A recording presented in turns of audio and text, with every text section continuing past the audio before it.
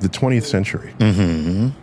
Everything that physics discovered about the universe that applied everywhere, as far as we knew, Right. they were called laws. Newton's laws of motion. Right. Newton's laws of gravity. Right. Law is something that you don't break. Okay. It is a law. That's right. Thou shalt not go faster than light. There you Thou go. shalt not.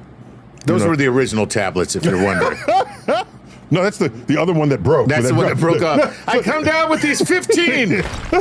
10. 10 come 11 to 15 with the speed of light. Right. So, beginning of the 20th century, we stopped calling them laws. Okay. Why is that? It was a humble recognition that the experiments you do that establish the laws might not have been conducted in every possible extreme to test the law that you're establishing.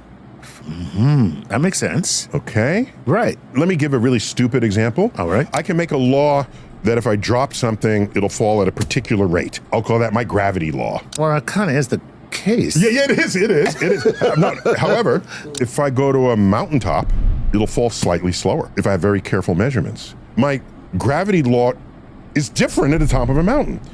So I have to adjust it somehow. And then I learned, oh my gosh, my gravity law depends on how far away you are from the center of the Earth. Center of the Earth. Okay? Because that's what it's falling into. Oh, that's what it's falling into. But you have to, this is new understanding of what's going on. Right. But if no one ever ascended a mountain, this law would work for everybody at all times at sea level. Right. Okay? Yeah. But so now let me give a more realistic example. Isaac Newton has his laws of motion, laws of gravity.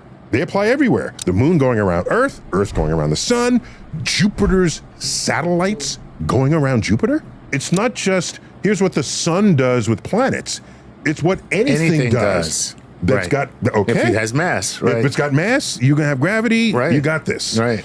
So, oh my gosh, this is amazing. But then Uranus gets discovered. It's not following Newton's laws of gravity. Have we found the limits of this law? It only applies maybe to our solar system. Maybe other star systems, it's different, or maybe beyond a certain distance, the universe is somehow interfering with it. We didn't know. Right.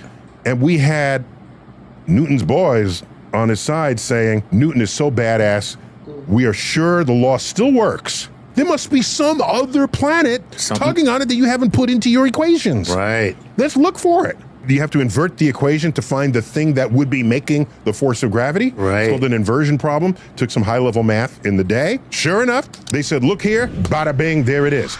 Newton's law still held. Still held. Now, we keep going. How about these stars that orbit each other? Do we know their masses? Not quite yet. We have to learn more about what stars are. We get their masses. Whoa! They're following Newton's laws. Wow, right. Stars, that's beyond our solar system. So we were good with Newton's laws until we had to understand what Mercury was doing. Mercury, its orbit around the sun was not following Newton's laws. We said, we've been down that road before. Right. But there's a planet. Right. Inside the sun. No. There's another planet in the sun. No. Pulling on Mercury. The next best thing. There's right. a planet so close to the sun, Right. we can't see it. It's lost in the glare. Okay. But clearly it's there. Clearly it's there. Okay, because that would account for the fact that Mercury's path is not exactly following Newton's laws. Right. Turns out, can't explain it with Newton's laws. We're in the presence of severe force of gravity. The sun. Obviously, Earth is near the sun, we're orbiting it, but these effects don't show up until you're really close. And Mercury is really close to the sun, and a whole other understanding of physics needed to be invoked. Einstein's general theory of relativity. Enter Einstein. Enter Einstein, which accounts for very high sources of gravity, very high speeds. So you invoke Einstein, Mercury is bang on, exactly as it should be behaving. Do we throw out Newton? Yes. None.